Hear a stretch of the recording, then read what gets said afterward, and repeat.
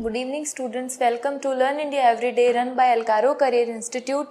So, in our last class, we have started the chapter Nationalism in India. तो उन दो classes में हमने पढ़ा कि चैप्टर की स्टार्टिंग कैसे हुई, कैसे वर्ल्ड वॉर फर्स्ट हुआ. तो चलिए एक बार उसको वापस रिकॉल कर लेते हैं. तो world war first two parties के बीच में हुआ था, allied countries and central countries, जिसमें डिफरेंट कंट्रीज थी. तो बेसिकली जो इंडिया का वर्ल्ड वॉर फर्स्ट रिलेशन होता है वो ये होता है कि उसमें ब्रिटेन भी था. तो वर्ल्ड वॉर फर्स्ट में जब ब्रिटेन दूसरी कंट्रीज के साथ में वॉर में था, उस वक्त इंडिया जो है वो ब्रिटिश की कॉलोनी थी, मतलब उस वक्त वो इंडिया पे राज कर रहा था.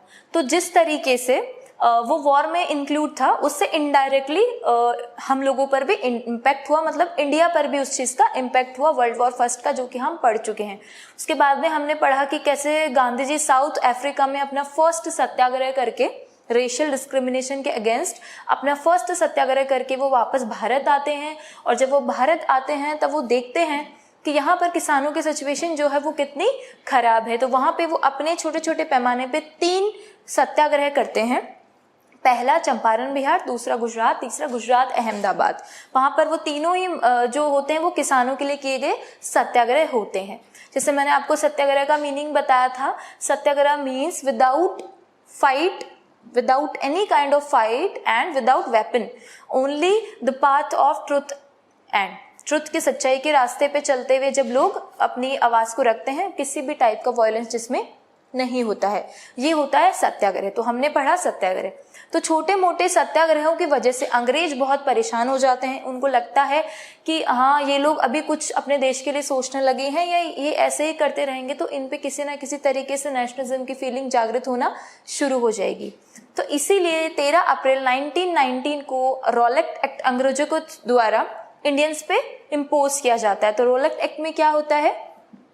रॉलेट एक्ट के अकॉर्डिंग जिस भी इंडियन ने ब्रिटिशर्स की बात नहीं मानी या कोई भी ऐसी रिवॉलंट्रीज एक्टिविटीज करी, मतलब कोई भी ऐसी क्रांतिकारी एक्टिविटीज, कोई भी ऐसी एक्टिविटीज जिससे ये झलकता है कि वो एक्टिविटी अपने नेशन के लिए करी गई है, तो ब्रिटिशर्स उसको उठा के जेल में डाल देंगे विदाउट एनी ट्रायल. 3 महीने के लिए उसको उठा करके जेल में डाल दिया जाएगा बिना किसी मकसद के. इसके बाद गांधी जी ने अपना एक सत्याग्रह स्टार्ट किया. इसी के अगेंस्ट सत्याग्रह, मतलब गांधी जी का जो मेन हमेशा मोटो रहा है वही कि कोई भी हम लोग करें, कोई भी सत्याग्रह कहें, लेकिन उसमें किसी भी टाइप का वायलेंस नहीं होना चाहिए, मतलब उसमें वायलेंस, किसी को हर्ट, किसी को नुकसान नहीं पहुंचना चाहिए. ये गांधी जी का था. तो हमने देखा कि उसके बाद कैसे जलियांवाला मैसेकर हुआ और उसमें कितने लोग मारे जाते हैं, जिसमें जनरल डायर अपनी आर्मी को बोल देता है कि ओपन फायरिंग करो, जो कि हम लास्ट क्लास में पढ़ चुके हैं. तो आज की क्लास में हम उसके आगे का कंटिन्यू करेंगे कि जलियांवाला बाग जैसे हुआ, उसमें जब 10 लोग मारे गए, उसके बाद में लोगों को क्या रिएक्शन आया, कैसे जलियांवाला बाग के बाद में लोगों का रिएक्शन आया.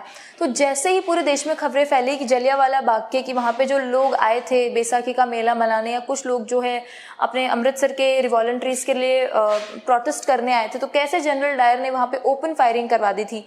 जब ये बात लोगों को पता चली कि वहाँ पर इतनी ओपन फायरिंग हुई है इस तरीके से कि उसमें इतने लोग मारे गए हैं, तो इस चीज से परेशान होकर के लोगों ने स्ट्राइक्स करना शुरू कर दी. अब उन्होंने क्या किया, सबसे पहले सड़कों पे आना शुरू हो गए, स्ट्राइक्स करना शुरू कर दे, बिल्डिंग्स तोड़ना शुरू कर दी, बसों में आग लगाना, इस टाइप की एक्टिविटीज उन लोगों ने शुरू कर दी. जब इस टाइप की एक्टिविटीज उन लोगों ने करना शुरू कर दिया, तो जो ब्रिटिशर्स थे वो भी बिल्कुल चुप नहीं बैठे. ब्रिटिशर्स ने भी फिर अपनी प्रतिक्रिया करी. उन्होंने भी बहुत ब्रिटल रिप्रेशन इसका करा. लोगों को परेशान किया गया, उनको सलाम करने के लिए बोला गया, बसेस से लेकर के हर तरीके से उनको बहुत परेशान किया गया. और जब इतनी सारी चीजें हुई तो गांधी जी को अपना सत्याग्रह फिर वापस लेना पड़ा. जो उन्होंने रॉलेट एक्ट के अगेंस्ट शुरू किया था अपना सत्याग्रह, लेकिन फिर उनको वहां से अपना ये सत्याग्रह वापस लेना पड़ा, क्योंकि ये सत्याग्रह एक हिंसा में चेंज हो गया, एक वायलेंस में चेंज हो गया, जिससे लोगों को बहुत हर्ट हुआ. इसके बाद गांधी जी को एक बात समझ में आती है कि अगर हमें चेंज करना है और हमें ब्रिटिशर्स को देश के बाहर निकालना है, या हमें जो है लोगों के अंदर नेशनलिज्म की फीलिंग लेकर के आनी है, तो उसके लिए हमें इससे बड़ा मूवमेंट की जरूरत है. वो जो नेक्स्ट हम जो मूवमेंट करना चाहते हैं, it should be on big level, क्योंकि उसमें सारी कम्युनिटीज होनी चाहिए. देश के अंदर जो है सारे लोग एक साथ मिलकर के अगर ब्रिटिशर्स के अगेंस्ट फाइट करेंगे तो हम शायद ब्रिटिशर्स से अपना पीछा छुटवा सकते हैं. तो इसीलिए उस वक्त क्या हुआ, जैसे जो कम्युनिटीज़ थी, हिंदू कम्युनिटीज़ और जो मुस्लिम कम्युनिटीज़, तो हिंदू की जो मांग थी वो स्वराज, स्वराज मीन्स हमें अपना राज चाहिए, ये हमारा देश है और हमारे देश में हमें अपना राज चाहिए, आपका इसमें कोई रोल नहीं है। तो वो ब्रिटिशर्स को देश के बाहर करना चाहते थे। और जैसे वर्ल्ड वॉर फर्स्ट मैंने आपको बताया था, तो वर्ल्ड वॉर फर्स्ट में टर्की भी वर्ल्ड वॉर फर्स्ट में इंक्लूड था। तो टर्की का जो खलीफा था, तो ये कहीं से ये अफवाह उड़ती हुई है, ये र्यूमर आई कि जो खलीफा है वो हार चुका था, जिसकी वजह से ब्रिटिश उसके साथ कोई ऐसी ट्रीटी करेंगे जिससे वो इंसल्ट फील करेगा। तो ये बात सुनकर के सारे इंडियन मुस्लिम्स को बुरा लगा, वो भी ब्रिटिशर्स के अगेंस्ट हो गए। तो गांधी जी ने सोचा कि ये बहुत अच्छा मौका है, हिंदू को पूर्ण स्वराज चाहिए, मुस्लिम को भी अपने खलीफा के साथ जो उसकी इंसल्ट हुई उसका बदला लेना है। तो गांधी जी ने कहा कि चलो हम एक काम करते हैं, दोनों कम्युनिटी मिलकर के एक बड़े लेवल का मूवमेंट करते हैं, जिससे क्या होगा, उस मूवमेंट की वजह से ब्रिटिशर्स हमारे देश के बाहर चले जाएंगे। तब गांधी जी के मन में जो आया, तो मार्च 1919 के अंदर जो यंग मुस्लिम लीडर्स, 2 मुस्लिम लीडर थे इसके अंदर, मोहम्मद अली और शौकत अली, 2 भाई, उनके साथ गांधी जी ने मिलकर के मीटिंग करी और एक बड़े बिग लेवल के मूवमेंट का इन्होंने प्लानिंग करी।